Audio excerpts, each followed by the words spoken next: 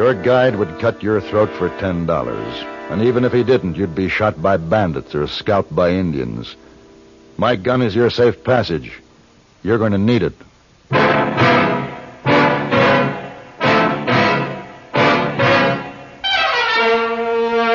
Have Gun, Will Travel. Starring Mr. John Daner as Paladin.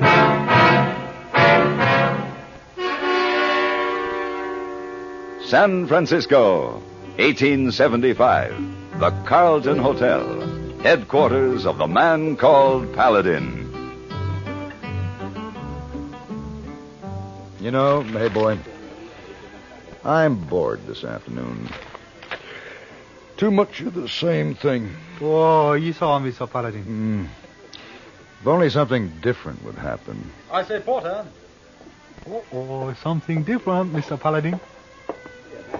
Which is the way to Fleetown, Montana? Fleetown? Yes. Perhaps I might help. My name's Paladin. Why, thank you, sir. I'm James Brunswick. Hey, boy, bring Mr. Brunswick some brandy. No, you're very kind, but I can't tarry. You see, my father, the 8th Earl of Aylesbury, invested money in this ranch in Montana, and now that my brother's dead, his share was left to me. And you're going there to take possession? Precisely, yes. My interest is half. The rest is owned by a 5th cousin, a Miss Felicia Carson. Yet I must make arrangements to get there quickly. A lone woman attempting to run a large ranch. Well, you understand. Yes, of course. I imagine she'll be pleased to have a man's help. Oh, quite. Yes. Well, I'll hop a train, and I'll just pop in on her in a day or two. 3 weeks will be closer to the truth. Oh? The train will drop you about 200 miles from Fleetown. From there on, it's horseback over the mountains. Oh. Well, then in that case, I might do a bit of hunting. I shall hire a guide. And he'll cut your throat for your money. Good gracious. No, you couldn't do it alone. You get lost, shot by bandits, or scalped. Well, it's rather awkward. What's the solution? This. Have gun will travel. Oh, I say. I mean, the gun, is it necessary? Not always. Sometimes it's mighty useful.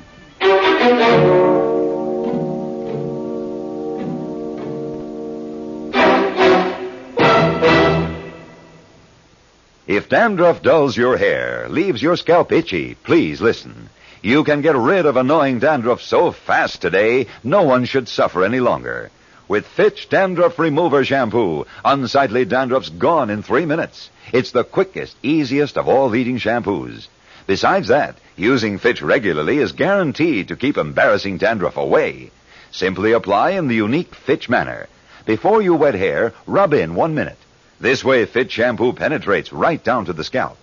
Next, add water. Lather 1 minute to wash every trace of dandruff out of your hair. Then rinse 1 minute. All that loosened dandruff goes down the drain. In 3 minutes with Fitch, 1 rubbing, 1 lathering, 1 rinsing, dandruff's gone. And while removing dandruff, Fitch can also brighten hair up to 35%. To get rid of dandruff problems forever, brighten hair too, use Fitch regularly. Get Fitch Dandruff Remover Shampoo today, only 59 cents.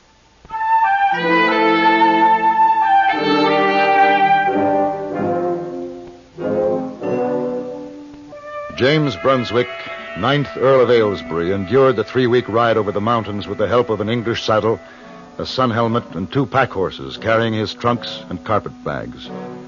He marveled at the size, the coldness, the expanse, and the beauty of the land. There were some Indians lounging around the general store when we rode into Fleetown. They stared at him fascinated. He stared back, fascinated. We dismounted and walked up the steps. This is Fleetown, mister. You looking for someone special? Yes. Miss Felicia Carson. Perhaps you can direct us to the King's Arms Ranch, sir? I'll be danged. Miss Carson? What is it, Waddy? Ma'am, I think your cousin from England just got here. What?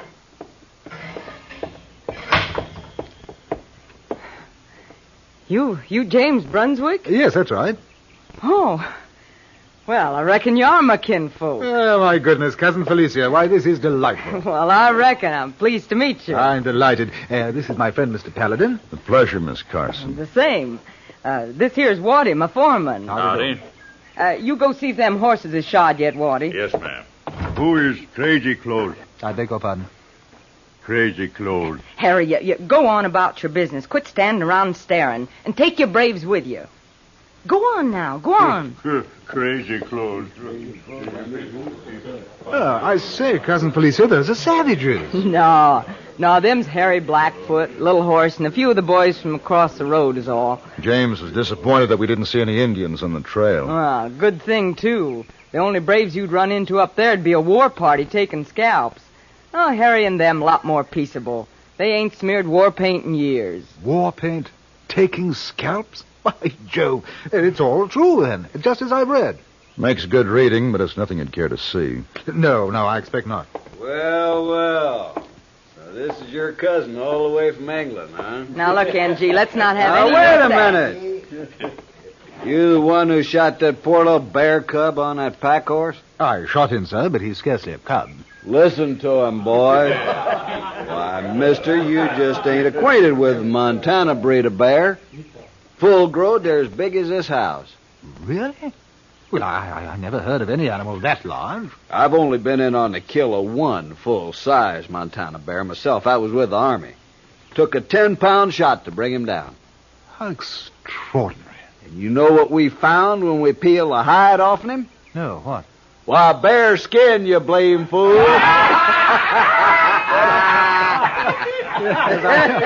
Well, I must say the joke is on me, what? Yeah, it sure is. What a dude. Come on, let's get up. You tripped me. How's the water in the horse trough? I guess it's a horse on you, Andy. You think that's funny, do you? You must admit a man swimming in a horse trough looks pretty foolish. Not as foolish as you will with your jaw busted. Seems like NG finally bit on one himself, and he don't like the sour taste. You're kind of handy with your practical jokes, mister. Next time, it might be better to let a man become acquainted with the local customs before you try to make a fool of him.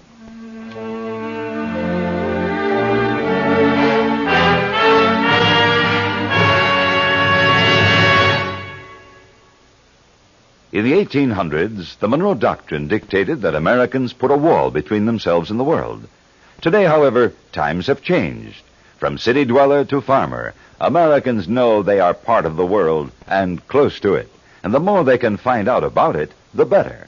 That's why the broadcasts of Edward R. Murrow and Lowell Thomas are so popular. Each of these internationally known newsmen has a wide background in the history, the politics, the economics on which current events are built. Whether you're interested in high-level affairs of state abroad, economic developments here at home, or the latest advances of science, you'll find them presented clearly and understandably by Murrow and Thomas, with the touch of wit or human interest that has won them listeners everywhere in the world. If you're not already addicted to the news, as CBS Radio presents it nightly, start this week to follow the broadcasts of Edward R. Murrow and Lowell Thomas. They're both heard Monday through Friday on most of these same CBS stations.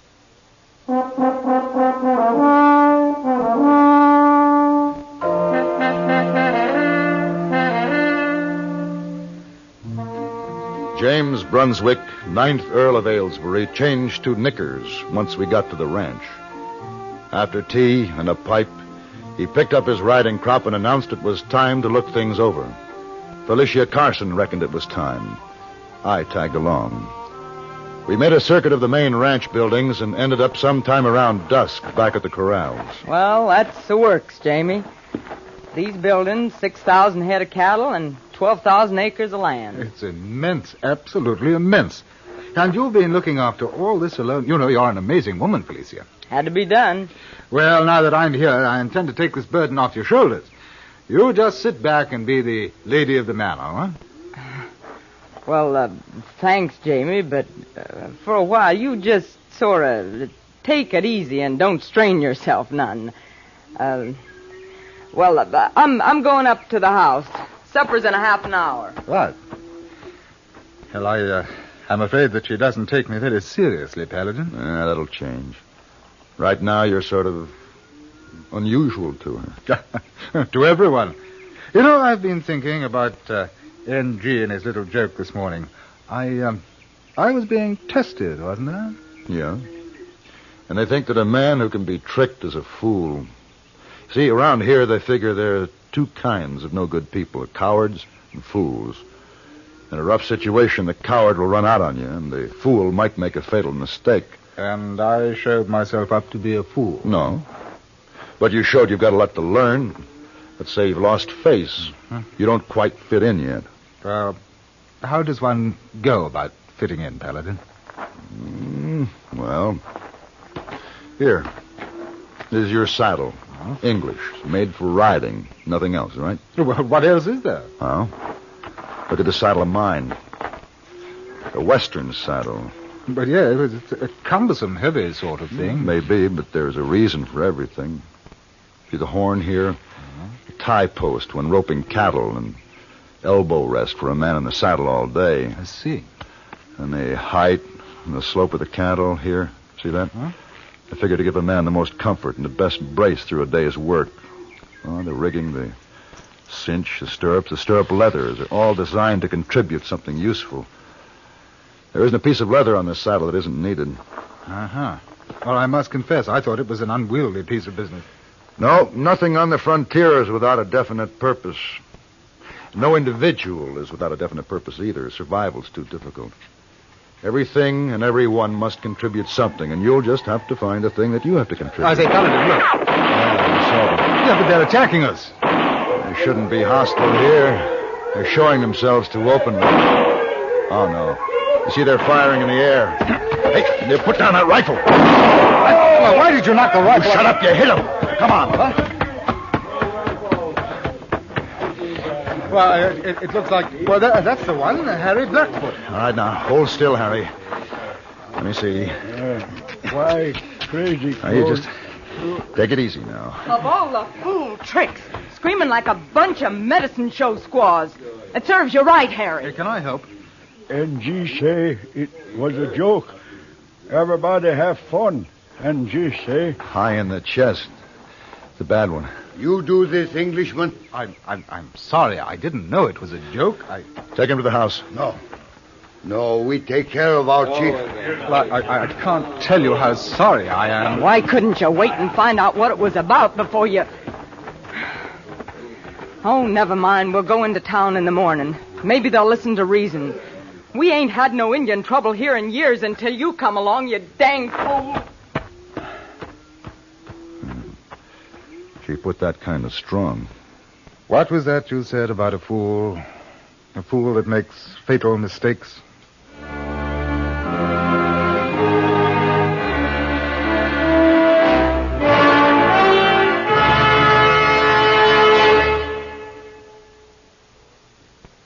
Toward greater victories, the March of Dimes is again asking your help to wipe out the deadly cripplers of thousands of children and adults.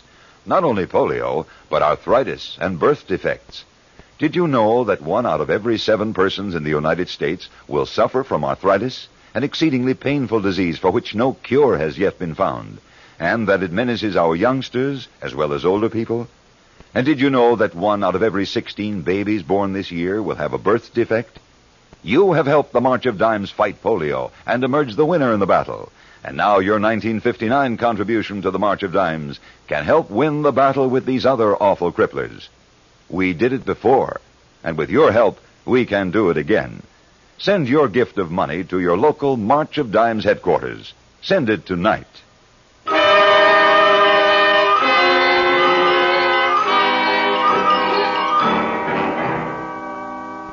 There was tension in Fleetown after Harry Blackfoot was shot. No one knew what the Indians might do about it. They had him holed up in an old barn, feeding him whiskey and working on his wounds. At least that was the news we got. When are you figuring to leave, Paladin? Tomorrow. Take him back with you, for his own good. How long do you think he'd last out here before somebody blows his head off? You could learn, if you'd help him. I'm running a ranch, not a school. No, it isn't as if I don't like Jamie. Well, then, don't send him away. This ranch would give him a purpose in life. You need him. To shoot Indians? Would it be better if he'd run away and hid? Well, he should have used his head before he used that rifle. He reacted the way any man would. He was attacked, picked up the rifle, and defended himself. Good morning. I'm sorry to have kept you waiting. Morning. Now, when we get to town, Jamie, you let me do the talking. The Indians have probably cooled down by now. If Harry Blackfoot is all right. NG started this, and it's up to him to stop it. Now, James, I just want you to show up and stand there, like you got nothing to be ashamed of. Yes, of course. Oh, I'm sorry. Paladin, I'd appreciate it if you would stay here until we clear up this matter, and then I'd like to return to San Francisco with you. That's what you want. Well, I believe it would be best for everyone.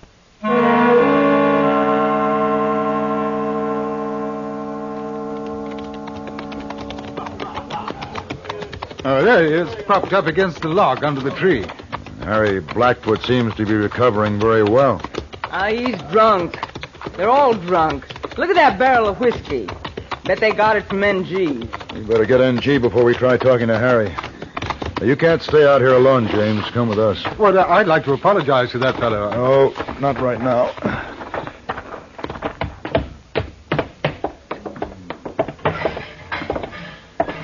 Oh, there you are, you blasted troublemaker. You got the engines all stewed up, the blame fool way Don't you try to squirm out of this, putting all the blame on Jamie. Well, I didn't have anything... NG, you're going out with us now and tell Harry Blackfoot exactly why all this is your fault. My fault. I don't have to explain that to you, NG. Them engines is in no mood to listen to reason now. They'd kill me. If you don't go out there, I'll kill you. Send out Crazy Clothes. Where's my rifle? You kill any one of them and word will spread to every Indian in the section. And every one of them will be wearing paint in 24 hours. You get out there and tell them to stop it. I can't stop them. They want the Englishman. He's right. Where do you think you're going? Out there, there's little choice, is there? You can't go out there, Jamie. Well, I can't endanger your life or be the cause of an uprising. Stop him. If he can get across the street, maybe he can get to Harry. Paladin, why didn't you stop him? Sometimes a man has things to prove to himself. It's a rundown. They're going to swipe him down and trample him.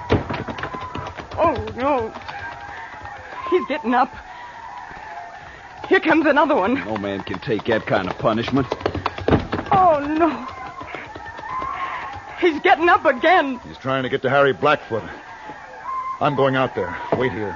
They'll kill you too, Paladin, if you interfere.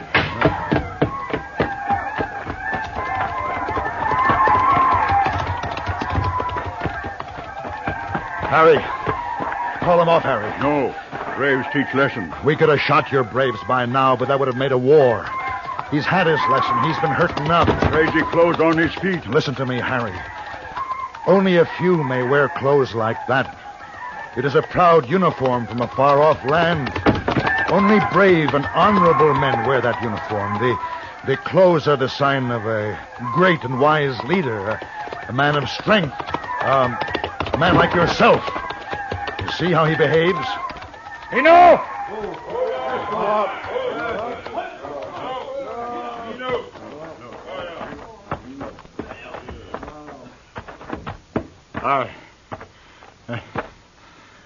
I feel I owe you an apology, old man. I'm really dreadfully sorry, you know. Inexcusable.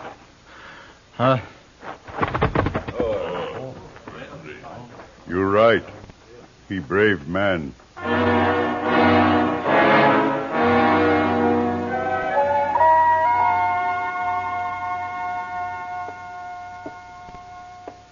Feeling better, Jamie? Oh, much, thank you, yes. Fortunate the store carried my size in stock. How do you like me? Do I look like a rancher? Paladin? I guess you do at that. Well, come on in, Harry. Where'd he get your clothes? He requested them. Only brave and honorable men wear this uniform. Great and wise leaders. That's right, Harry. Me and that one, Englishman. No one else? No one else. Good.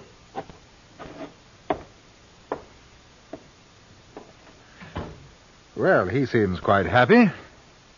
Now, Paladin, shall we return to the ranch and pack?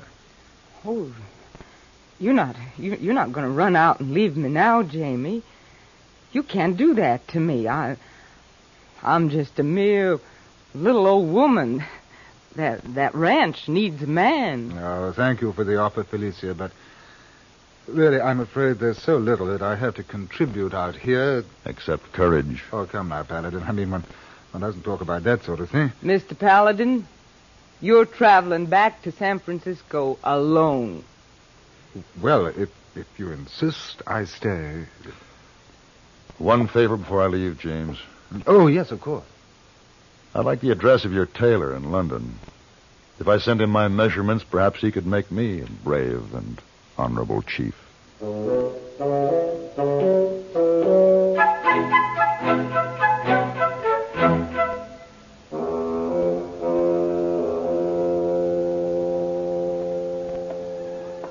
Oh, you buck me, Sir Paladin. But where is man from the bowler hat? He's ranching in Montana. Oh, him? Montana? Oh, he changed clothes. Excuse me, please. Can either of you tell me the way to Henrysville, Oregon? Oh, sure. Best is to go to a street at the end of town there. Oregon and Henrysville are a long ways off. Oh. And difficult to get to. Oh, but you see, I really must get to Henrysville. A cousin of mine, a rancher, died. And it's my duty to take over the management of the ranch. Oh, boy. And you've just arrived from England and you're in a hurry. Well, yes, that's quite correct, as a matter of fact. My name is Paladin. May I offer you my service? Would you have garden, will travel? What kind of service? Sit down, please. Hey, boy. A glass of sherry for Miss... Worthshire. Lady Angela Worthshire. For Lady Angela. And hurry. Oh, Esau, get sherry right away. Oh, Lady Angela. Oh, boy. Tally ho, Mr. Paladin. Now, Lady Angela, I think I should tell you... Must you hold my hand? It's an American custom. You must accustom yourself to American customs. Oh. Well, now the service you spoke of. It begins tonight at 8 o'clock. A dinner at Fabre's, then a glass of sparkling wine at the Porter, and then a tour of San Francisco. You must see the points of interest before you leave. I feel I'm already indulging myself in something interesting. Lady Angela, I know I can assist you. You know something, Mr. Paladin? I'm quite certain you can.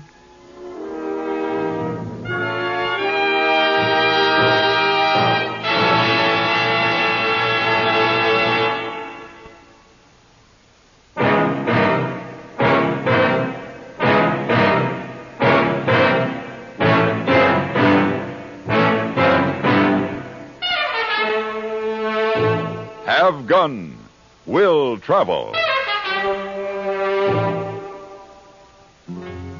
Created by Herb Meadow and Sam Rolfe, he is produced and directed by Norman MacDonald and stars John Daner as Paladin, with Ben Wright as Hayboy. Tonight's story was written by Sam Rolfe and adapted for radio by John Dawson. Featured in the cast were Virginia Christine, Ralph Moody, Gene Bates, Barney Phillips, James Nusser, and Harry Bartell. Hugh Douglas speaking. Have Gun, Will Travel salutes station KRMG, Tulsa, Oklahoma, which became CBS Radio's newest affiliate on Monday, January 5th. KRMG covers 93 counties and reaches about 1 million families in the Southwest and operates on 50,000 watts daytime and 25,000 nighttime. Join us again next week for Have Gun, Will Travel.